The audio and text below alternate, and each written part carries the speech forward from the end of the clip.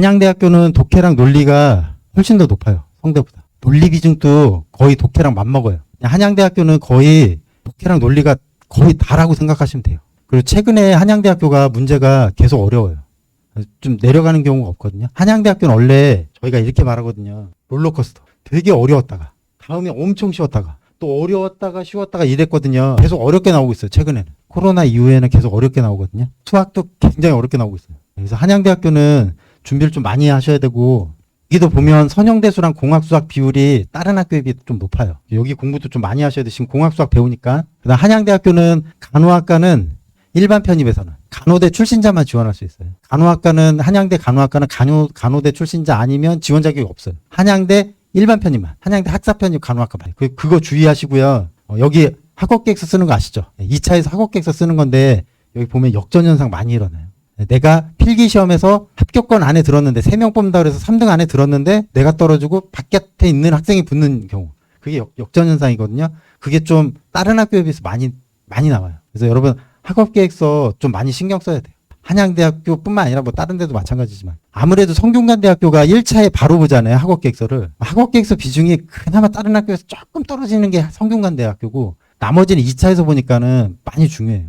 성균관대학교 학업계획서 중요하지 않다는 게 아니라 상대적으로. 그리고 보면 알잖아요. 1200자고 좀 간단하잖아요. 성균관대가. 학업계획서. 한양대는 써보시면 알겠지만 만만치 않아요. 글자 수도 막 1000자고 한 문제다. 만만치 않아요. 그래서 요거 준비 많이 하셔야 되고 전공 준비하셔야 되고 한양대학교는 뽑는 게 실망스럽죠. 많이 안 뽑아요. 이게 서울 캠퍼스고 이과는 여기 융합전자공학부 33명, 컴퓨터가 23명. 이런 데는 좀 많이 뽑았고 생체공학도 14명. 이과는 좀 많이 뽑아. 미래자동차가 10명. 근데 문과는 굉장히 조금 뽑아요. 거의 한두 명이에요. 한 명 관광학부 안 뽑고 여긴 이과고 정책행정부 1명, 2명, 뭐 경영학과가 4명이잖아요. 거의 다 1명. 그다음에 여기 실내건축 디자인은 한양대 실내건축 디자인은 문과예요. 근데 한양대 식품영양학과는 자연계예요. 한양대 의류학과는 문과예요. 헷갈리시면 안 돼요. 그리고 여러분 공대에 뜬금없이 인문계가 하나 있거든요. 정보시스템학과는 문과예요. 영어만 보는 거예요. 정보시스템학과 안 뽑았지만 일반은 학사만 뽑았고 만약에 뽑는다 그러면 영어만 보는 거예요. 정보시스템학과 기억해 두세요. 한양대 공과대학에 인문계가 나와 있어요. 공과대학인데 인문계가 나와 있어요. 여러분 한 7년 전에 그래서 쉬는 시간에 지금 빨리 쓰세요.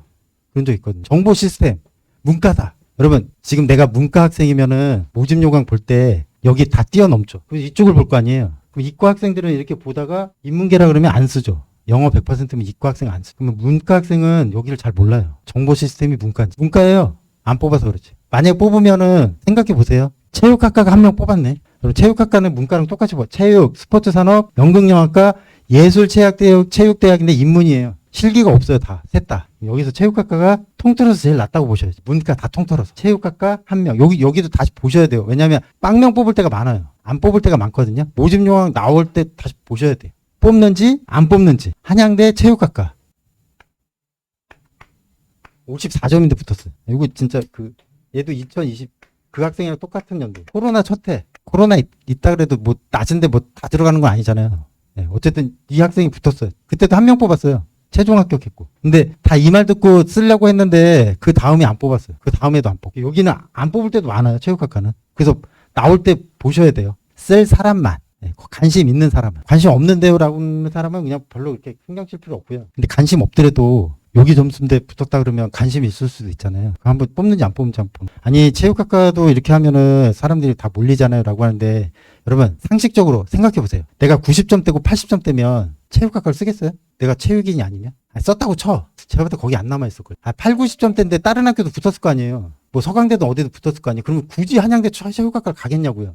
제가 봤을 때 70점대가 썼어. 그럼 다른 대학 붙은 데도 있어요. 건국대 뭐 경영 붙었으면 그쪽으로 갈 거예요. 한양대 체육을 안 빠지고. 그럼 여기는 제가 봤을 때 60점대가 제일 높은 점수. 이변이 생겨도 60점대. 해볼만 하지 않아요. 이건 근데 뽑아야 되는 거예요. 안 뽑으면 안 되는 거고. 여기 문과에서 제일 낮은 데는 체육학과 아니면 철학과 사학과 이런 데가 제일 낮다고 보시면 되고요. 여러분 그 파이낸스 경영이랑 경제금융 이렇게 있잖아요. 여기는 많이 높아요. 경영학과보다 더 높을 수 있어요. 여기는 다이아몬드 세븐 대학 중에 하나예요. 그리고 정책학과도 많이 높아요. 한양대. 정책학과는 법학과예요. 정책학과가 뭐예요? 법학과예요. 법학. 이름만 그렇게 바꾼 거예요. 그다음에 이과는 여기 나와 있는 이과는 물리화학 생명과학과가 제일 낮다고 보시면 돼요. 그 중에서 물리. 나머지 공과대학으로 가면 다 높아요. 생각보다 많이. 그래서 낮추려 그러면 이과는 낮추려 그러면 저기 자연과학대 중에서 생각을 해보셔야 돼요. 근데 학업계획서에 있다. 제가 그 일산에 있었을 때 5년 전에 여학생 한 명 있었는데 그 학생 원래 문과였거든요. 근데 문과에서 떨어져서 재수하는 거예요. 편입 재수하는데 편입 재수할 때는 학사학위를 땄고요. 이과로 전향했어. 학사학위로 땄고 이과로 전형하고 한양대 물리학과 썼어. 그래서 1차를 합격했어. 그리고 2차는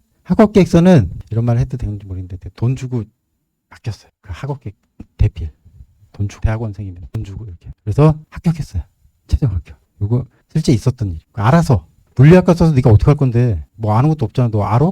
다 있어요. 그래서 제가 알아서 할 거예요. 그래서 합격했어요. 네. 그 학생은 문과에서 왜 이과로 바꿨냐면 자기는 학교만 높이면 된다. 나 모르겠다. 그냥 학교만 높이면 된다. 물리학과 가서 나 복수 전공 할 거다. 물리도 해야 돼.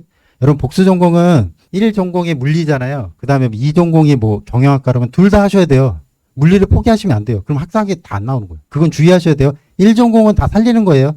전과는 없어요. 편입생은. 전과 자체가 없는 거예요. 그럼 다 철학과 가서 그냥 다 경영학과로 전과하면 되잖아요. 그건 없어요. 복수 전공은 다 허용되는 거예요. 복수 전공은 여러분 알아서 하는 거예요. 학교 가면. 내가 복수 전공 하려고 그러면 3학년 1학기부터 알아서 듣는 거예요. 내가 지금 철학과 갔는데 1 전공이 철학과면 경영학과가 복수 전공 하려고 그러면 경영학과 전공 과목을 알아서 듣는 거예요. 수강 신청해서. 누가 안내해 주거나 알려주거나 뭘 해주는 사람이 아무도 없어요. 4년제 대학 다녀보시면 알잖아요. 다 뭐 없어요. 알아서 하는 거예요. 알아서 알아보고. 그리고 마지막 학기 때 졸업학기 마지막 때 그때 신고하는 거예요. 신고하라는 뭐 복수 전공 신고 뭐 떠요. 학교 홈페이지에. 그럼 그때도 알아서 신고를 해야 돼요. 신고를 안 하면 복수 전공도 안 되는 거예요. 내가 다 들었더라도. 그거 다 하셔야 돼요. 네. 그리고 학점은행제로 하시는 분들은 주의해야 될 게 이제 만약에 따신 분들은 모르겠는데 지금 딸 예정이신 분들은 예정증명서 내시면 되는 거예요. 근데 주의할 게 이제 만약에 2월 달에 합격을 했어. 그러면 들뜬 마음에 1월 말에 뭐 최종 뭐 신고를 해야 되는데 그거 안 해. 뭐 합격해가지고. 그럼 다 취소되는 거예요, 합격이. 실제로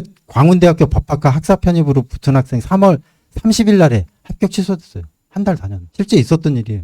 다시 하고 났어. 하고 여기 왜 왔어? 저희가 합격이 아니라는데. 합격이 왜 아니야? 한 달 동안 다녔는데 학교에서 불렀는데 학사학위를 못 땄다고 학사 편입이 안 된다. 한 달 다녔는데 학생증까지 받았는데 쫓겨났어요. 학점은행제는 주의하셔야 돼요. 내가 다 챙겨야 돼요. 거기서 막 전화 오고 하는 거, 막 학점은행제 기관에서 하는 거, 거기도 연말 되면 바빠서 막 빼먹는 경우가 많단 말이에요. 여러분이 다 챙기셔야 돼요. 학점은행제는. 물어보고 다 하셔고 전화 걸고 능동적으로 움직이셔야 돼요. 학교 다니시는 분은 상관없는데 학점은행제 하시는 분은. 그거 꼭 주의하시고요. 제가 정쳤으니까 이번 시간은 자습하고 3교시, 4교시는 독해 정상적으로 하고 오늘 못한 수업은 보강 일정 다시 알려드릴게요. 그렇게 할 거고 그 다음에 11시에 상담하신 분은 내려오시면 되고